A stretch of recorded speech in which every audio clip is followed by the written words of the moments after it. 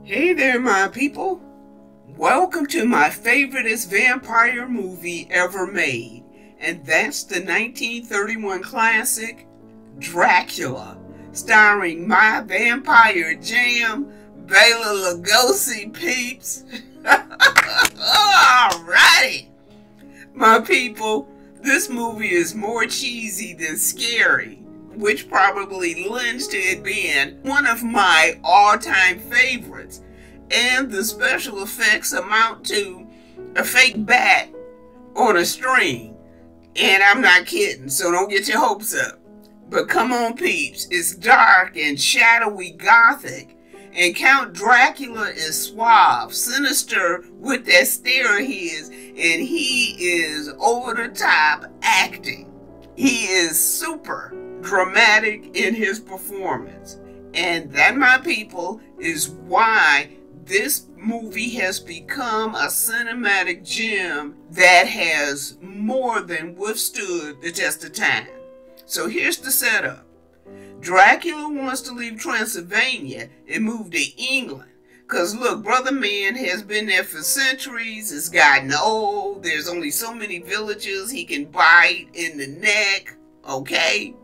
But England has a good 4 million people in London alone, so yeah, it's a vampire hookup. Renfield, the solicitor, meets with Dracula to work out Dracula leasing property in England, and the story takes off from there. Peeps, I'm telling you, this is a great movie. Are you ready? Okay, come on, let's dive in. The scene opens with a carriage being driven around a mountainous pass. Inside, the passengers are being jostled about, with one chick literally being tossed right out of her seat. I say, driver, a bit slower. No. Must reach the inn before sundown. And pie train? Brother man is saying we've got to get to the inn before the sun goes down. He says Nosferatu, and his wife covers his mouth with her hand like it's bad to even mention the name.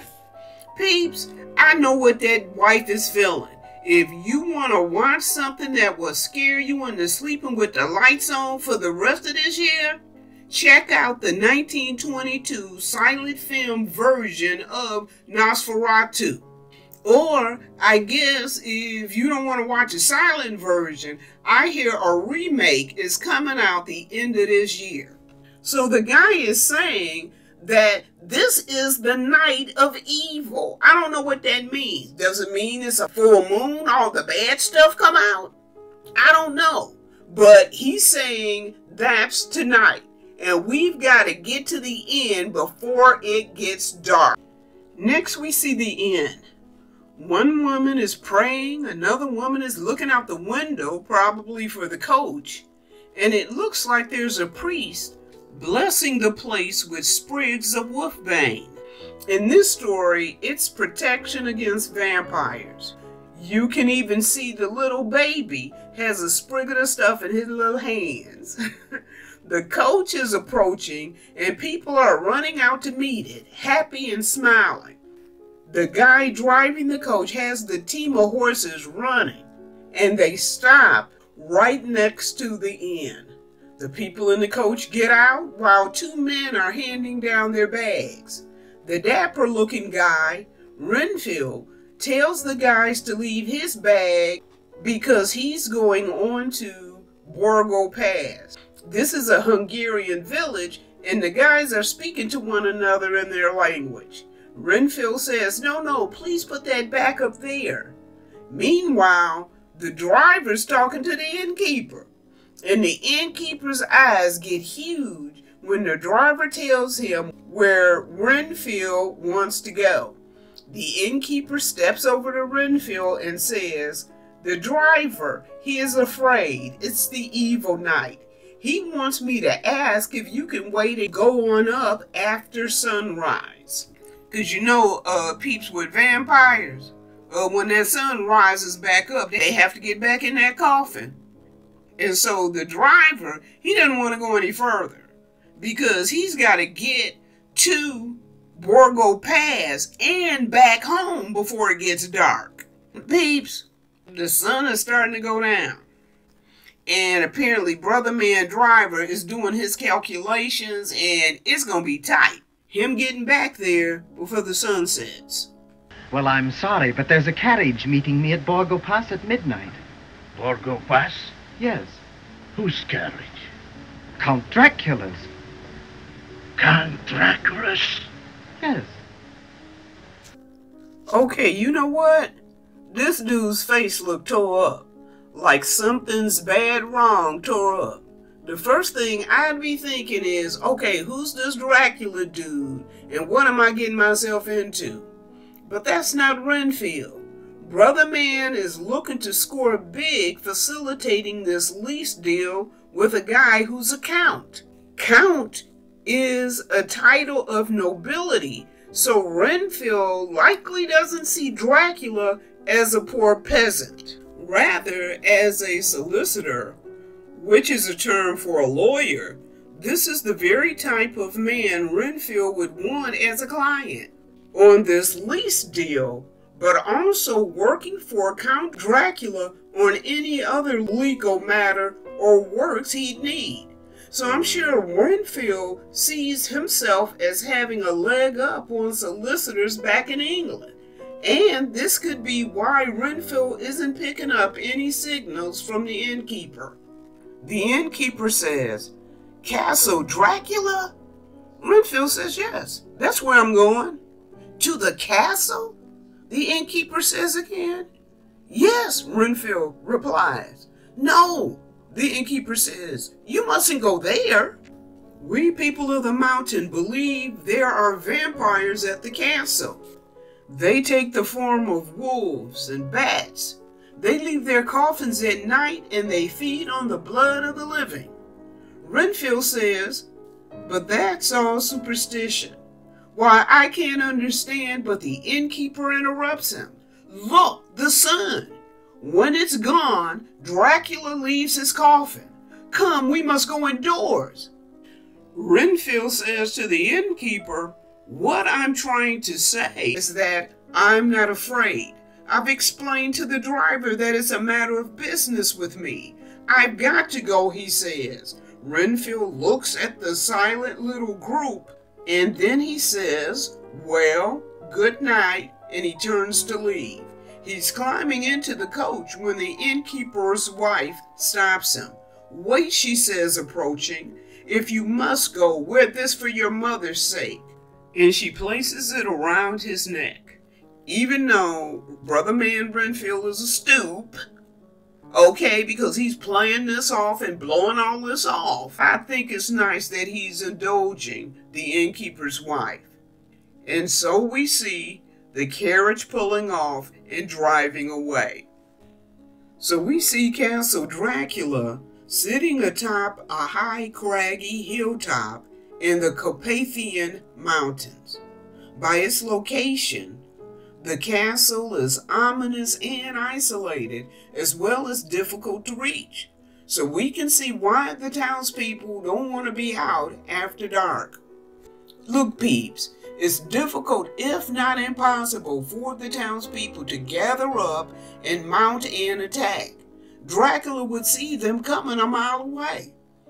So I'm guessing they live with a cautious peace. Below the castle is what's typically termed as a crypt. It's a subterranean area where Dracula's coffin is hidden. And in this case, it's being hidden under a massive sized castle.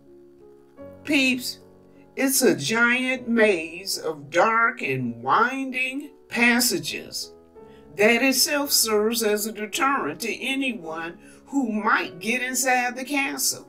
You've still got to go through this gigantic labyrinth of a maze to even find the coffin, which is hidden. Again, the townsfolk's trying to deal with Dracula on his turf?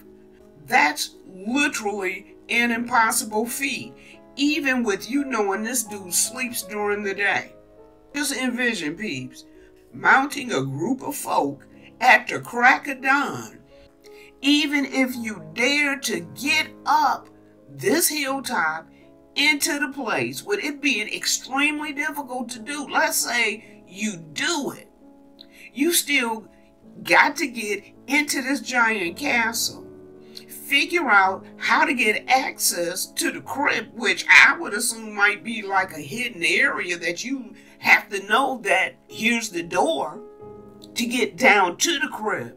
Then you have to get in that crypt and take all these doggone tunnels in this maze-like area and try to find out where this dude is without you getting lost, because you got to keep an eye on your clock. Depending on how the little sun is and where Transylvania is located, if it's 5 or 6 o'clock, you better be bum rushing yourself on up out of there. Because you can't have this dude wait the minute he wake up, he gonna know somebody in there. And please don't get lost down there. Don't you see, peeps, how totally impossible it is for these people to deal with Dracula. The only thing they can do is to get their wolfbane, get their holy water, get their crosses, get a necklace of garlic, and try to keep him out and away from you. That's the best you're gonna do. You ain't gonna be able to stake a brother. Very difficult for this little town of folks to try to stake a brother. Just saying. Well, peeps, the sun has apparently gone down because there's movement in the coffin.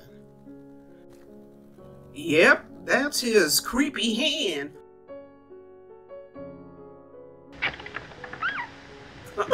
And then we see the Count himself standing there staring, which he does a lot in the movie. So I'm sure, peeps, you're getting his whole full Count Dracula vibe. Then we see Count Dracula climbing up some stone steps leading up out of the crypt. Not so long after that, we see a carriage stopped and just waiting. There's heavy fog and the weird sound of a wolf howling. Soon we see an approaching coach with 2 small solitary lights. The driver pulls the coach over, throws Renfield's bag to the ground, and speeds away. When it does, we see that Renfield is standing there, as if he's a bit confused at the coach rushing away. Then he turns and sees the second coach waiting. The driver, who we recognize as Count Dracula, leans over and just stares at Renfield. Renfield picks up his bag and walks around the coach to where the driver is seated. The coach from Count Dracula?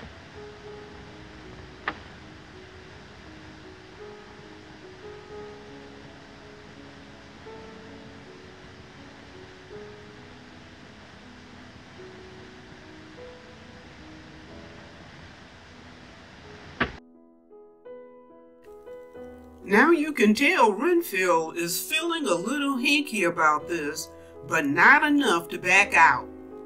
He gets into the coach and Dracula pulls off. We can see the coach taking a long, twisty, foggy road. It's a bumpy ride and you can see the concern on Renfield's face.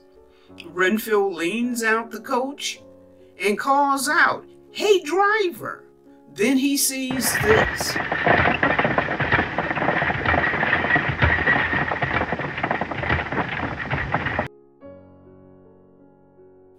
A bat that seems to be guiding the horses. Peeps, I got nothing to say about Brother Man now, 'cause he's in it. The minute he took that ride to Borgo Pass, ignoring the townspeople, his fate was sealed. There was no turning back. After a while, they reached their destination. There's the grating sound of a heavy gate as the grill door that's blocking the entrance to the castle is lifted up. Once the coach has entered the castle way, the gate is lowered back into place. See what I mean, peeps? This place is a fortress. You've got to get past this gigantic metal gate before you can even get to the front door. Before the coach is fully stopped, Renfield is complaining about the rushed ride. He comes around to the front of the coach complaining, saying, "Driver, what do you mean by going at this?" And then he stops speaking because he notices the driver isn't there. Renfield looks around and sees no one. Then he hears a loud creaking sound and turns to see a massive door opening. Peeps, this whole place is off. It gives off an old medieval castle kind of vibe. It appears ancient and weathered, as if it's been there for centuries. The exterior area is overgrown and covered in giant cobwebs, and the doors are massive. I can't envision how they're being opened. Clearly, you can tell that Renfield is kind of creeped out. Hesitantly, he's walking up the stone steps. He's stopping every now and again, peeps, to kind of peek around the door. Then he takes another slow step, then another. As he gets closer to the door, you can see how massive this door is in comparison to Renfield. Finally, he enters the castle, and people, it's a hot medieval gothic mess. If the outside wasn't scary enough, people, come on, this inside is messed up. Brother man, Renfield, clearly, this was not a good idea coming to this place. You should have listened to them townspeople. The inside of this place is beyond massive. You know what, people? There's such a thing as a castle, and then there's such a thing as a castle. This is a castle. Just look at it in comparison to little old Renfield down here in this corner. There's high vaulted ceilings, stone columns, these arched windows, letting in just a little bit of light. This place looks to be in ruins almost, with cobwebs, giant ones, and dust everywhere. You kidding me that somebody is living in this scary place? You know what? Renfield hit. I'm sorry, my brother, you hit up in here. You can't even get this door open by yourself if you wanted to get out of this place. No less get past that gate that's blocking the way now. This is why you gotta fully check out Airbnb's, peeps, before you get there. Or you can end up jammed up like brother man here. So here's Renfield walking around, and I'm sure he doesn't know what to make of this place.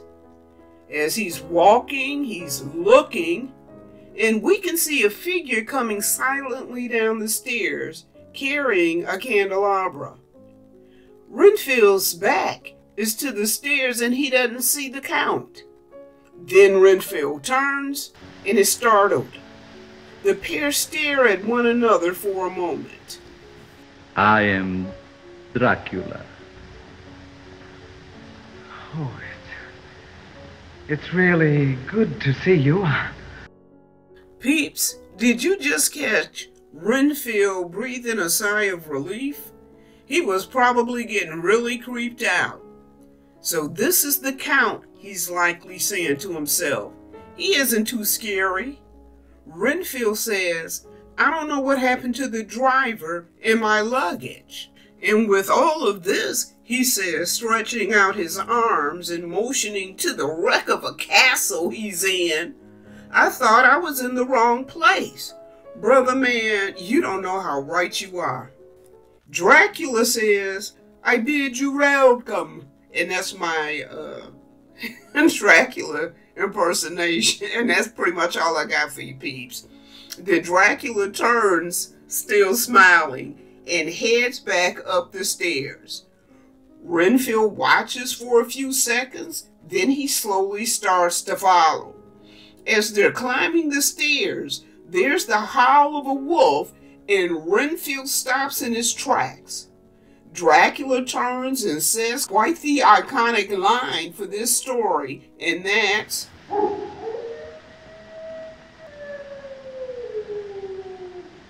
"Listen to them. Children of the night, what music they make." Renfield turns towards the window and says nothing before he turns and takes another step on the stairs, following behind Dracula.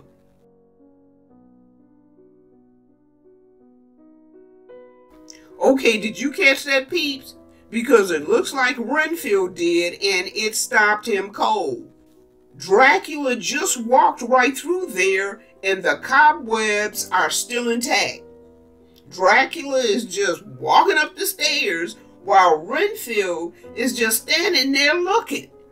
Dracula gets to the top of the stairs and he turns to Renfield, waiting. Renfield follows slowly, and Dracula is standing there and staring like he's possessed. Renfield takes his walking stick and sort of cuts a path for himself through the cobwebs, as a really fake-looking spider scurries away. And again, this is 1931, peeps, so this is the height of the special effects you're gonna get. A big old fake spider on a string. Now, on the other side of the cobweb, Renfield turns to the Count, and the Count says, "The spider spinning his web for the unwary fly. The blood is the life, Mr. Renfield." Well, that sounds pretty ominous. I'm just shaking my head because Brother Man is in a trick bag. He's the unwary fly, and he's all kind of caught in Dracula's web, and there's no way out. He's gone too far, and he's in too deep, and there's nothing to do but to play this drama out. Renfield gulps a little and says a shaky yes to Dracula's statement of the blood being the life. Renfield then climbs the remaining steps with Dracula and is led into an enormous room. Peeps, this room is night and day to the area of the house that they just left. It's clean, furnished, lit by candles that are dispersed around the room, and there's even a fire in the fireplace. Dracula says, "I'm sure you will find this part of my castle more inviting." Renfield is looking around, elated as all apparent fear and apprehension is being washed away. Renfield says, "It's quite different from outside. Oh, and the fire, it's so cheerful." Dude! Peeps how quickly he has gone from building fear to, oh, it's so cheerful, as far as the fire is concerned. And Renfield steps closer to the fireplace, which is humongous. This castle is huge. Dracula says, "I didn't know that you might be hungry." Turning from the fireplace, Renfield says, "Thank you. That's very kind of you. But I'm a bit worried about my luggage. You see, all my papers were in," and Dracula cuts him off saying, "I took the liberty of having your luggage brought up." "Allow me," he says, holding out his arm for Renfield's things. "Thank you," Renfield says. Renfield then takes a few steps, looking around the room as Dracula walks off, I guess to put away Renfield's things. Renfield goes over to the table that's been apparently set up, and he takes a seat. Dracula returns a few minutes later with Renfield's briefcase. Then Dracula says this: "I trust you have kept your coming here a secret." I followed your instructions implicitly. Okay, you know what? You a stupid. Stupid as stupid can be. Haven't you ever heard of stranger danger, dude? How you make promises to people you don't even know. You mean to tell me this dude has left England for Transylvania, first taking a 2-3 day trip by train, and then going the rest of the way by ship across the Black Sea, another couple of days depending on weather. This is a week's journey at least, and you didn't tell nary nobody you was doing this. You are all the way on the other side of the planet and don't nobody know it. Your mama don't even know you done this. Dude! When folks figured out you not around because they haven't seen your stupid head, they gonna get together and say, gee whiz, where you think Renfield is, and you haven't told nobody nothing. They gonna look around London and not see you, and the trail's gonna go dry from there. Peeps, come on. Come on, look, I have to say this. My grandmama, who would, be like a great-grandmama to y'all, she was always saying this. Brother man or sister girl, but in this case, brother man got book smart, but he don't have nary no common sense. People, come on. If something sound janky, it is janky. If something sound off, it's off. Make better decisions. Okay, let's continue. Dracula is all smiles, and he says, excellent, Mr. Renfield, when he confirms that he's kept this whole thing a secret.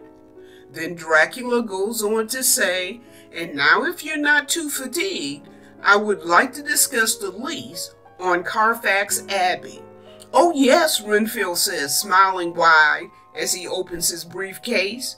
Peeps, Carfax Abbey is the property where Dracula will be staying in London. It's a dilapidated, ancient, castle-like estate that's practically in the same condition of ruin as Dracula's castle, and is located in a very remote part of London. Renfield says, everything is in order, awaiting your signature. Here's the lease, he says, holding it out to Dracula. Dracula takes it and studies the lease intensely. Renfield says, I hope I brought enough labels for your luggage. Dracula says, and he says this without even looking up at a brother, I'm taking with me only 3, boxes. Okay, peeps, we know those 3 boxes. In some kind of way, 3 coffins. Very well, Renfield says, taking out 3 labels. Dracula folds the lease and says, I have chartered a ship to take us to England. We will be leaving tomorrow evening. Dracula turns away, and Renfield seems a bit confused. And he says, everything will be ready. Dracula says, I hope you will find this comfortable. Renfield says, thanks, it looks very inviting. As Renfield is folding up the lease, this happens. Ouch.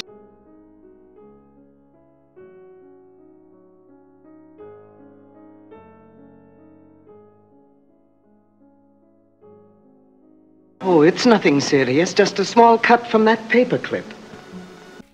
This poor dude, he thinks Dracula's being a little squeamish at the sight of some blood. Renfield says it's just a scratch, and he does what any of us automatically does, and Dracula is giving him the stare. Renfield has a handkerchief pressed against it. Then Dracula reaches for a cup and a bottle of wine, saying, this is for you, very old wine. I hope you will like it, he says, pouring some into a cup. Dracula puts the top back on the bottle, and Renfield says, aren't you drinking? Dracula says, I never drink wine. Okay, I'm telling you people, I can't do this justice. You have to see the movie just for Bela Lugosi's rendition of this Dracula. I'm telling you, he is, if there was a throwback back in the day Dracula, you would say this dude is him. He is so good. Well, Renfield says, holding up the cup. He takes a drink while Dracula smiles and stares. And I'm telling you, he got that stare down. Peeps, poor Renfield is stacking mistake on top of mistake. You're drinking from this guy's bottle, and he's not drinking from it himself. Big mistake. Renfield smiles and says, "It's delicious." Dracula says, "And now I'll leave you," and he gives Renfield a stately bow. Renfield stands and says good night, and he watches Dracula turn and leave. Dracula stops at the doorway and says, "Good night, Mr. Renfield," and he walks off. Peeps, with that dang old smile on his face. That fly caught in my web kind of smile. Renfield is standing there looking kind of nervous.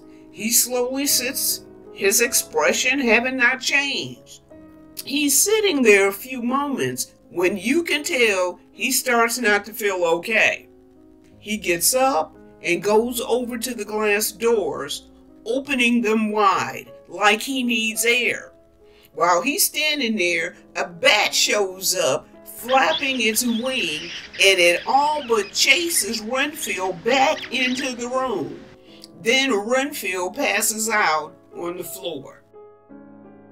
Renfield is lying on the floor when we see Dracula emerge from the shadowy fog.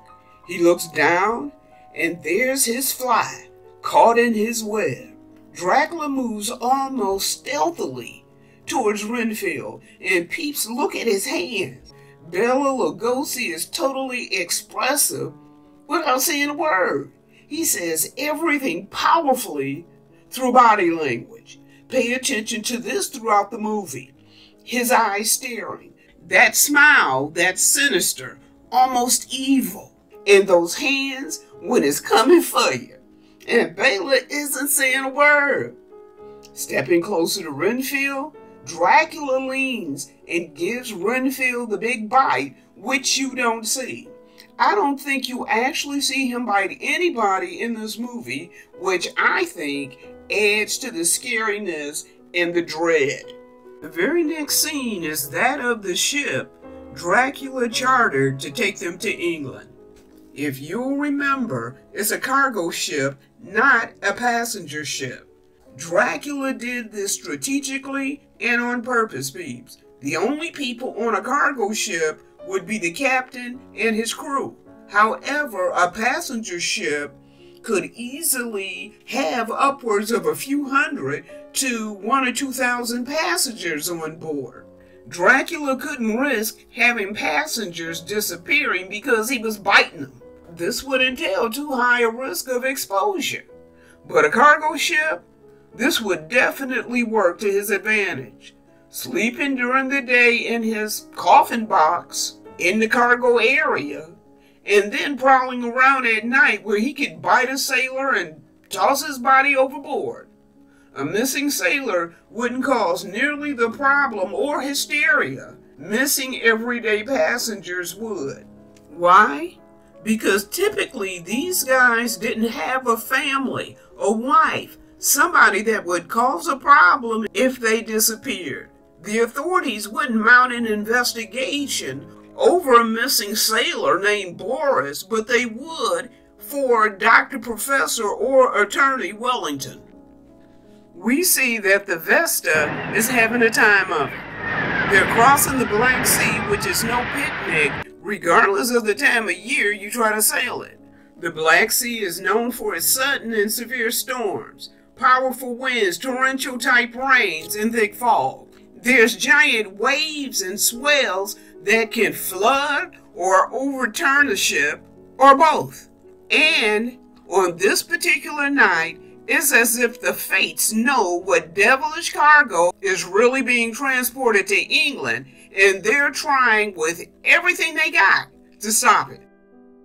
While all heck is busting loose up on deck, we see Renfield below in the cargo area. Master, the sun is gone. Oh, so he's master now. Peeps, this is but one of the things that can happen when a vampire bites you. You can just straight up be unalive. You can be fully turned, where you become a vampire too. Or, like Renfield here, you can be bit just enough for the vampire to gain full control over your mind. Renfield is now completely and totally subservient to the will of Dracula, having no will of his own. He's enslaved and a tool for Dracula's use. And in reality, he's a much needed one, right? Because Dracula needs somebody who can guard and protect his coffin.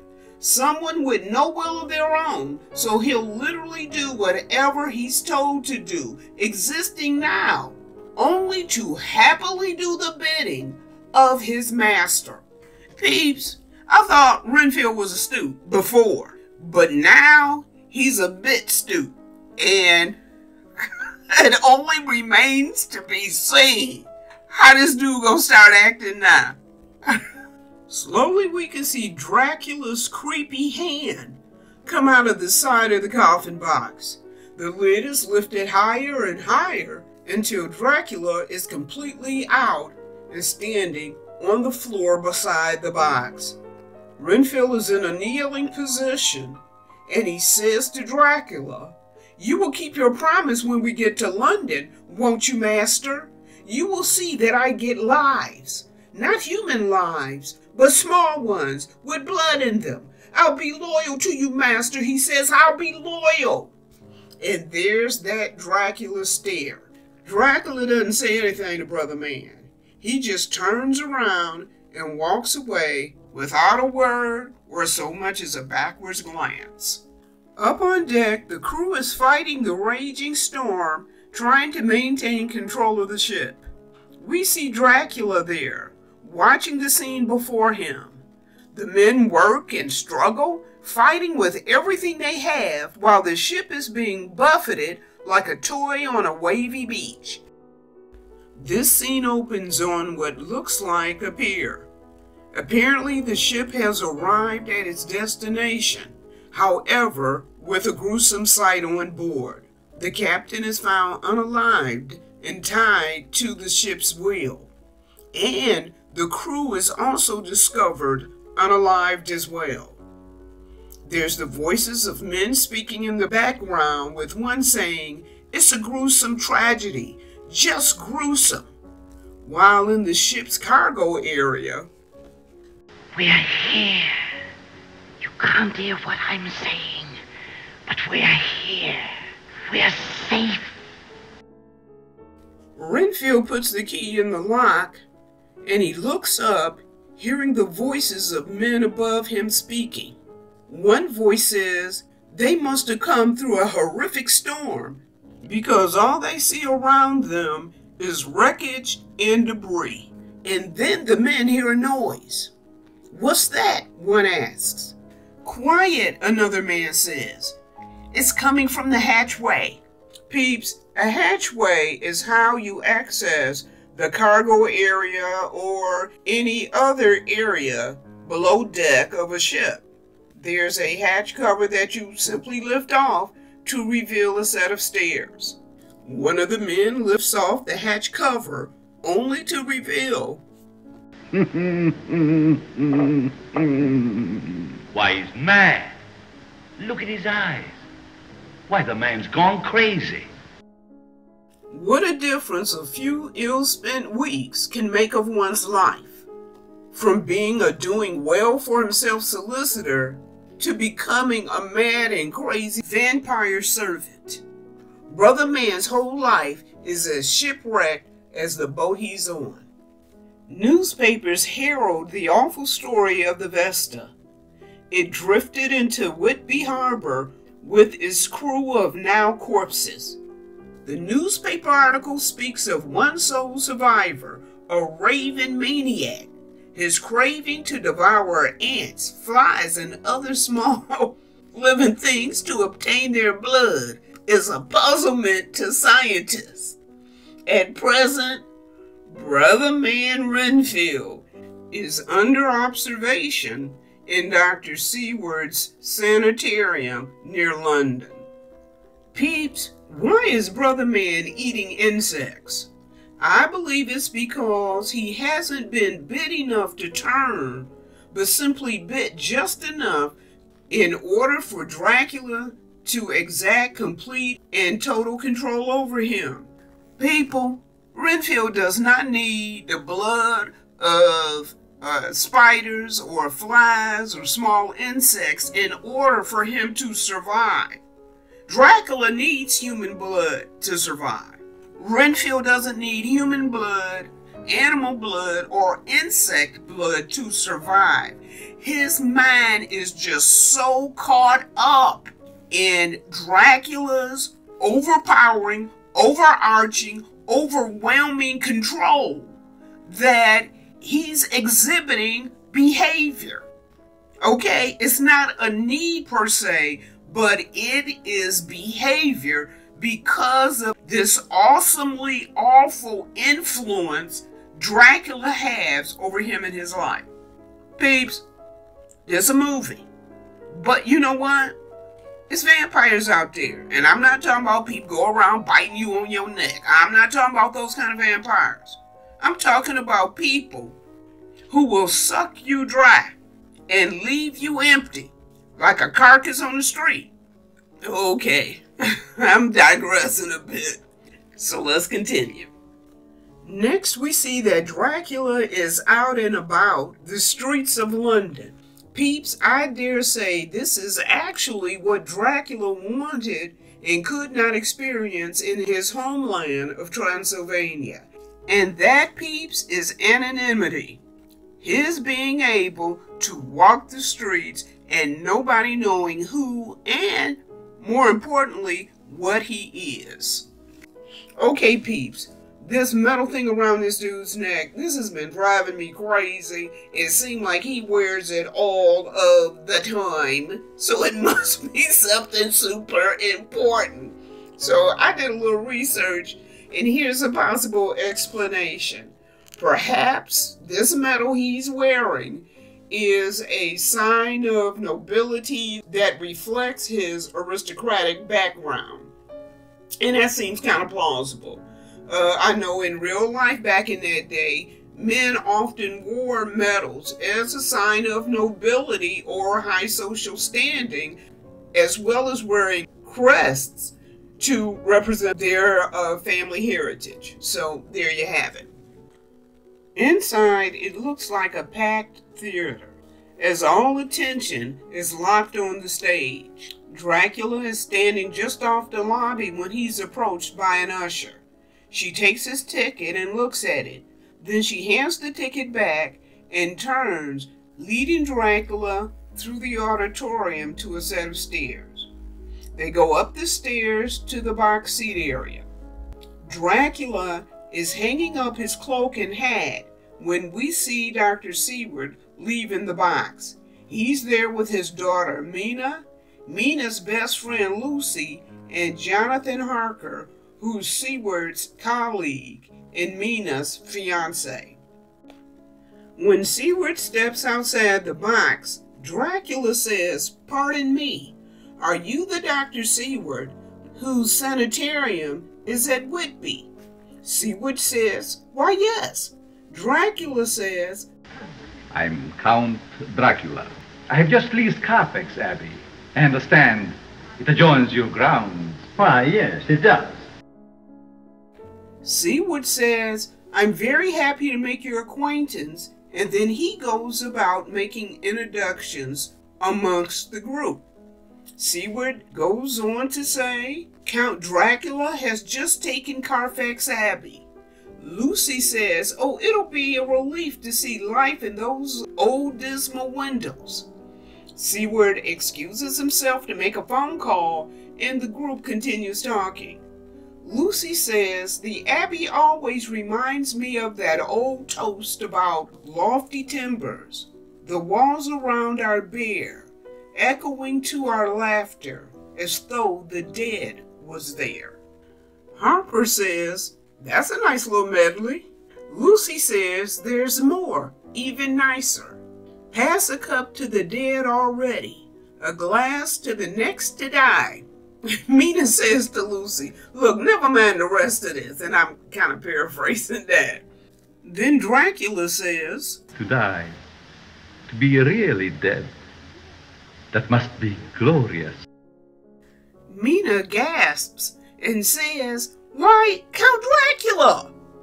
And Dracula turns to her and says, There are far worse things waiting man than death. The rest of the show begins and the group turns to watch, except for Dracula, who's turned to look at Lucy, and he's given her the big stare. Lucy's reciting that toast was a bit morbid for Mina, and perhaps a little off-putting for Harper, but for Dracula, it had a whole different meaning, and he had a whole different reaction. Maybe he sees something in Lucy that, perhaps on some infinitesimal level, a level she herself might not be aware of, is there. This something that's akin to Dracula himself. Next we see Mina and Lucy chatting it up. The both of them are at Mina's house. Mina is teasing Lucy about Dracula, and she says, oh Lucy, you're such a romantic. Lucy says, laugh all you like, I think he's fascinating. Mina says, oh, I suppose he's all right, but give me someone a little more normal. Like John, Lucy says. Mina says, yes, dear, like John. Countess Dracula, Lucy says, all dreamy like she's sort of trying to title on to see how it sounds. Well, Countess, Mina says, standing, I'll leave you to your account and his ruined abbey. Good night, Lucy, and Lucy says, good night, dear. And Mina leaves the room. Down below, we see a police officer about his duties while Dracula walks by. Lucy opens her window for fresh air, and we see Dracula below on the sidewalk looking up.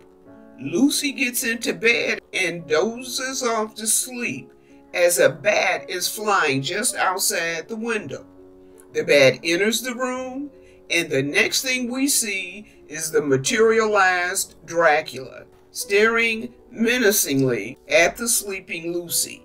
Dracula slowly approaches her, then bends over and gives her the big bite. The scene opens sometime later in what was called an anatomy theater back in the day. These theaters were often in medical schools and served as a place where med students could observe operations, and in this case, a likely pre-autopsy exam. Dr. Seward, when did Miss Weston have the last transfusion? About 4 hours ago. Yeah, peeps, it's Lucy, and Dracula's bite has unalived her. Though her expiring is a mystery, the doctors note her significant blood loss. One of the doctors even stating an unnatural loss of blood, which we've been powerless to check. Then another doctor adds, and on the throat of each victim, the same 2 marks. Apparently there's been some serious biting going on, which is, I guess, realistic that a vampire would have to, bite folks so he can get his sustenance. What I find ludicrous regarding this is, apparently he's biting people quite close to home. Now, if it was me being a vampire, oh no, I'm gonna leave the city, especially if I can fly.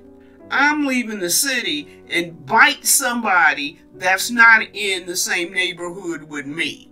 Because eventually, if you bite enough people, somebody gonna get this figured out. As a matter of fact, let's continue watching because somebody's gonna get this figured out real quick. The next scene opens at a laboratory office. Van Helsing, Dr. Seward, and some other doctors have gathered, and they're analyzing some blood and studying these blood loss cases. Now, peeps, Van Helsing is a Dutch doctor with a background in obscure diseases, village folklore, and supernatural studies. Basically, Brother Man is a vampire expert. Gentlemen, we are dealing with the undead. Maralto. Yes, Nosferatu. The undead. The vampire. Nosferatu, peeps, the name the villagers back in Transylvania were afraid to even say out loud. Now they know what they're dealing with. So how do they find this monster? Well, sometimes the monster finds you. Here it's after sundown, and there's some serious vampire activity afoot. There's the shadow of a woman prowling about, and peeps, if you look hard, you'll see that it's Lucy, now a vampiress, out strolling for somebody to bite. Back at Dr. Seward's home, we see a sleeping Mina, and then an open window and a bat. Dracula materializes inside the room, gives the sleeping Mina the stare, then he does that slow, stealth-like approach. Then he bends and gives her the big bite. The next morning we see Mina sitting with her fiancé John, telling him the dream she had the night before. Mina says, "I laid in bed for quite a while reading, and just as I was commencing to get drowsy, I heard dogs howling. And when the dream came, it seemed the whole room was filled with mist."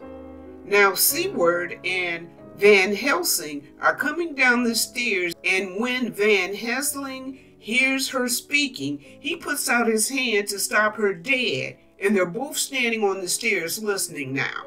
Mina says, "And then I saw two red eyes staring at me, and a white, livid face coming down out of the midst. It came closer and closer. I felt breath on my face, and then its lips." John says, "Dear, it was only a dream," as her dad and Van Helsing comes into the room. Mina says, "And then in the morning, I felt so weak, and it seemed as if all the life had been drained out of me." Now, Van Helsing is standing there closely listening with great attention. Then he says to Mina, "The face in the dream, you say it seemed to come closer and closer? The lips touched you? Where?" And Mina sort of clutches at her neck. Van Helsing asks, "Is there anything the matter with your throat?" Mina says no, but Van Helsing ignores her and removes the scarf from around her neck. He bends over to look at her neck, and he asks, "How long have you had those little marks?" "Marks," John says, rushing to kneel beside her. Mina says she noticed them the morning after the dream. John stands and asks Van Helsing, What could have caused them, Professor? Count Dracula. "Well, that's interesting timing. Apparently the Count has come for a visit." Dracula steps over to Seward as Van Helsing gives him a scrutinizing look. Dracula says, "It's good to see you again, Doctor." Mina's looking at Dracula, and peep, she's breathing so hard she's liable to start hyperventilating at any moment. Dracula turns to Mina and says, "And you, Miss Mina, you're looking exceptionally," and Van Helsing cuts him off and says, "Pardon me, Dr. Seward, but I think Miss Mina should go to her room at once." Mina says, "Professor Van Helsing, I don't believe it's as important as you seem to think it is." Dr. Seward says, "Excuse me," and he makes introductions. Count Dracula, Professor Van Helsing. Van Helsing, a most distinguished scientist whose name we know, even in the wild of Transylvania. Van Helsing gives Dracula a curt bow. Now don't be fooled, peeps. Everybody know who everybody is. Dracula knows that Van Helsing knows about vampires. He's the acclaimed scientist whose reputation has reached the little country of Transylvania. And Van Helsing knows there's a vampire afoot. And here's this Count dude from vampire capital, Transylvania. All Van Helsing needs now is proof. Remember, he's a scientist, people, so he won't come to any definitive conclusions without proof. While the group is chatting, John walks over to a cigarette box on a nearby table. It's gold-colored and ornate, and the inside lid has a mirror. John takes a cigarette, and Van Helsing is stopped when he glances over. He sees Mina's reflection in the glass, but not Dracula's, who's standing right next to her. You see Van Helsing look up to check if Dracula hadn't stepped away, but there he is, standing right next to Mina, talking. Dr. Seward steps over to the pair, joining the conversation. And Van Helsing looks again at the mirror. There's Mina and her dad, but no reflection of Dracula. Van Helsing steps right over to the box and bends down and looks at it. Then he turns and looks at the still chatting little group. Dracula is standing right there. He hadn't moved. Mina stands and tells her dad she's feeling quite well now. Dracula says, "You had better do as your father advises." Van Helsing is sitting now, looking from the mirror to the chatting group. Mina says, "Very well, good night," and she walks away, with Dracula following behind her. And the pair stops just outside the living room area in the foyer. While standing together, Dracula asks, "Can I call later?"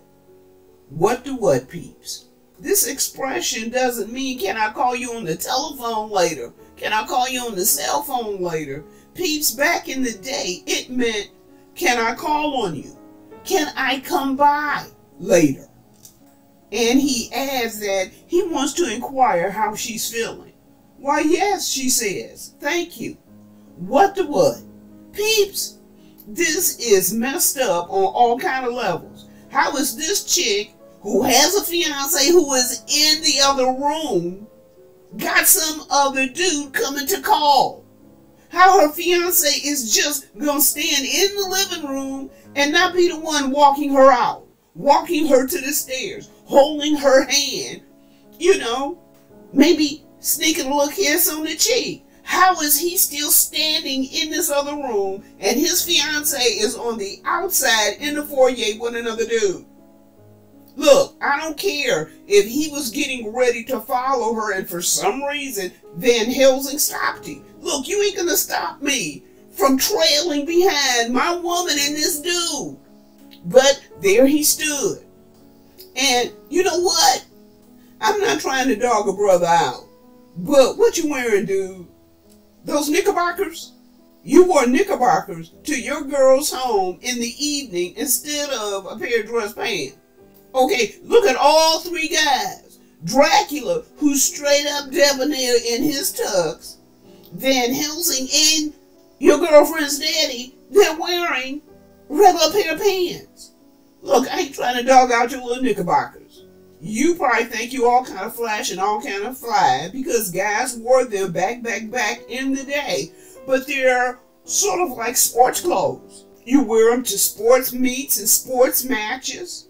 You know, maybe to a tea in the afternoon, but you're not supposed to be wearing your little knickerbockers in the evening because you don't see nary none of the other dudes wearing that. Okay? And yet, here you are at your girl's home, your fiance's home, and you're not even wearing a suit. You're wearing your little stylish knickerbockers. Brother man, that don't scream that you a catch. Okay? Now, the dude showing up, talking to your woman in the foyer, wearing a tux and a dress shirt. He look like he more of a catch than you. You a stoop dude. You a big old stoop.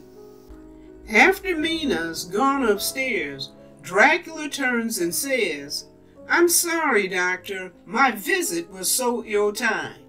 Seward says, "Not at all." Then Van Helsing pipes up and says, "Before you go, you can be of definite service." "Anything I can do, gladly," Dracula says, and he walks into the living room. Seward and John step to the side while Van Helsing picks up the cigarette box. Van Helsing says, "A moment ago I stumbled upon a most amazing phenomenon. Something so incredible I mistrust my own judgment. Look," Van Helsing says. Dr. Seward, my humble apology.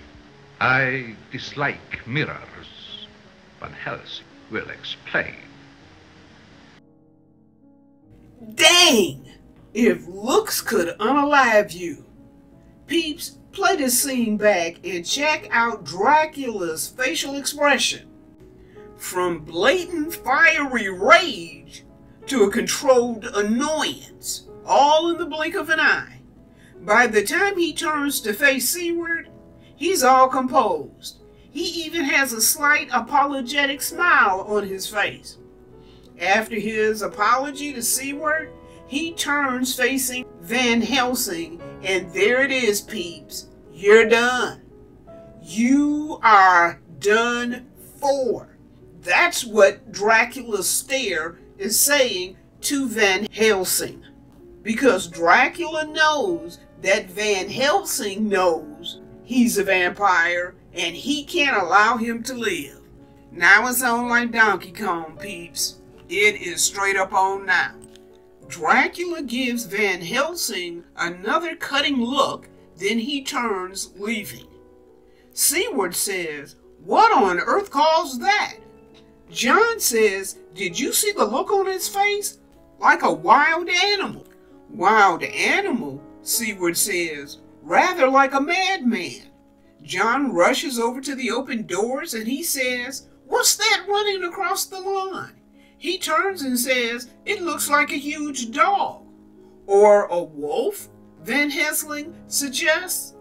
"A wolf?" John says, coming back into the room. Van Helsing says, "Sometimes they take the form of wolves, but generally of bats. Dracula is our vampire." And when John and Seward looks at him like, he's gone over the deep end, Van Helsing says, "The vampire casts no reflection in the glass. That's why Dracula smashed the mirror." John says, "I don't mean to be rude, but that's the sort of thing I expect one of Dr. Seward's patients to say." Van Helsing responds, "Yes, that is what your English doctors would say, your police would say. The strength of the vampire is that people will not believe in him." Wow. Okay. Now it's the following evening, and look, peeps, Van Helsing knows it was Dracula who bit Mina, and he also knows that his aim is to vampirize. That might be a real word or not, but you get my point. He also knows that it is Dracula's aim to vampirize Mina. Now, if you will remember, we already saw earlier Lucy stalking the countryside looking for folks to buy. So we know sister been changed. So all is lost regarding her. But for Mina may still have a chance, however slight that chance may be. Van Helsing has convinced Mina's dad that he's an expert at this, and they, Seward and John, must listen to him if they're going to save Mina. they have to protect her by keeping Dracula away from her and putting the big bite on her. And, because that's number one, but number two, they have got to figure out where Dracula has his coffin hidden, and they have to stake him. Seward has wisely given Van Helsing free rein to do whatever's necessary to protect his daughter. Oh, Briggs. Miss Mina is to wear this wreath of wolfbane when she goes to bed. Watch her closely and see that she does not remove it in her sleep. I understand, Professor. And under no circumstances must these windows be opened tonight. Very well, sir. Well, it would appear that Van Helsing has pulled out all the stops as far as protecting Mina by keeping Dracula out of the house. He's given the nurse a wolfbane necklace with instructions that Mina must wear it, and she, the nurse, must attentively watch over Mina to ensure she doesn't somehow take it off while she's sleeping. There's wolfbane on all the doors and the windows with the clear instructions that everything is to remain closed. Sounds like they've got everything covered, peeps, right? Wrong. Peeps, the one way to get tripped up by a vampire is, number one, to don't believe they exist, and number two, to underestimate their influence or power. Yep, Dracula has put the vampire mind-controlled dark side whammy on the nurse. He's instructed her to remove all the wolfbane from the door, from the room, from around Mina's neck, and get rid of it. And then open the door, letting him inside. Dracula goes over to Mina and gives her the big bite. Now keep in mind, peeps, every time he bites her, he's able to exact more influence and control over her. And the next scene proves that out. We see Dracula and Mina walking off towards Carfax Abbey, Dracula's London home. Apparently, the nurse came to her senses and discovered Mina gone. Van Helsing and John take off together to the only place Dracula could have taken her, and that's to his castle. Wow, peeps, look at this place. No wonder Dracula picked it. It's reminiscent of his Transylvania home. Mina is moving like a robot as she goes down the stairs. Meanwhile, Van Helsing and John are trailing close behind when they spot an opening on the castle wall. They look through the opening and spot Dracula and Mina going down the long twisting stairs. John shouts out, "Mina!" The pair turn and run to look for an accessible opening. Hearing the men at the door, Dracula picks up Mina and makes a break for her.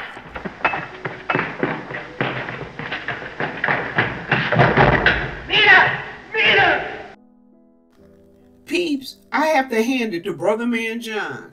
He's gonna break this door down to get his woman back. John and Van Helsing are putting shoulders and all their strength against this door when Van Helsing shouts out a bit of encouraging news. We have him trapped! Day is breaking! Did you hear that, peeps? Van Helsing shouts out, "We have him trapped! Day is breaking!" Meaning the sun's coming up, and Dracula has to get into his coffin. My people, they've got until sunset, 12 hours, to find Dracula and stake him. John and Van Helsing finally get through the door. They know Dracula has to be hiding in the subterranean area beneath the castle. This castle is as massive as the castle back in Transylvania, so there's a large area for them to cover. There's just no telling where the coffin might be.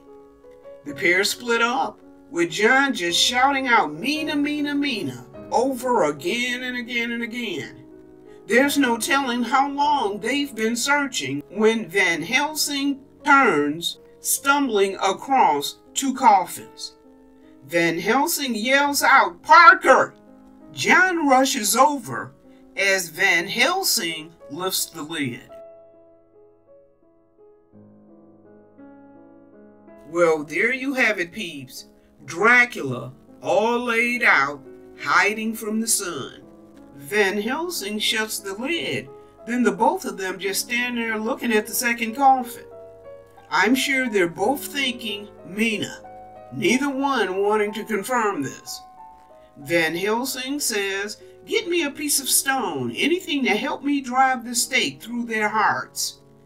As John goes off, Van Helsing is busting up the coffin lid to get a piece of wood that he might be able to use as a stake. John returns with an iron bar just as Van Helsing is lifting the lid on the second coffin. She's not here. Then she may be alive.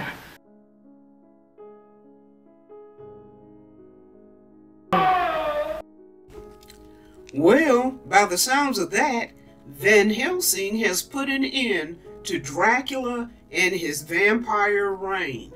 We can see evidence of that with Mina. As Dracula is being staked, it's as if the vampire's curse is being physically lifted, releasing Dracula's vampiric influence and his psychological hold over this chick. Hearing Mina's cries, John rushes over to her, taking her in his arms. "I heard you calling me, but I couldn't say anything." John says, "I thought he unalived you." Mina says the sunlight stopped him. Oh, if you could have seen the look on his face. Van Helsing approaches and says, "There's nothing more to fear, Miss Mina. Dracula is expired forever." Then he says, You must go. But aren't you coming with us? Not yet. Presently. Come, John. John and Mina turn, and we see them climbing the stairs, leaving this nightmare behind. So what's the deal with Van Helsing? Why didn't he leave with them?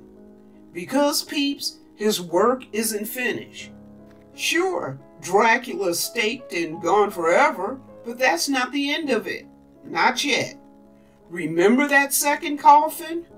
When Van Helsing raised the lid, he said she's not here, meaning Mina. He didn't say it was empty. Peeps, Lucy was in that coffin, and Van Helsing didn't want to stake her where Mina would hear her agonizing screams. He wants this little couple to have some peace and to be able to go on and lead their lives and put this whole bit of business, this whole nightmare bit of business behind them. Well, there you have it. 1931 Dracula. Peeps, I advise viewing the actual movie because this little video can't convey the great acting by both Bela Lugosi, who portrays Dracula, and the actor Dwight Frye, who portrays Renfield. The Renfield character has a pretty developed side story that's just fun and funny, and you really gotta watch the movie to see it. Lugosi went on to have a decent enough film career, making about 40 films. The great majority of them being those movies classified as scary or spooky, much like Dracula. And fun fact, peeps, Bela Lugosi was buried in a Dracula cape as a tribute to his most famous role and his forever lasting connection to the character. Well, my people, thanks for taking time out to view this clip with me. I do so appreciate you. Please like, subscribe, and come back again. And remember, be kind to one another and gentle to yourselves. I'll see you next time.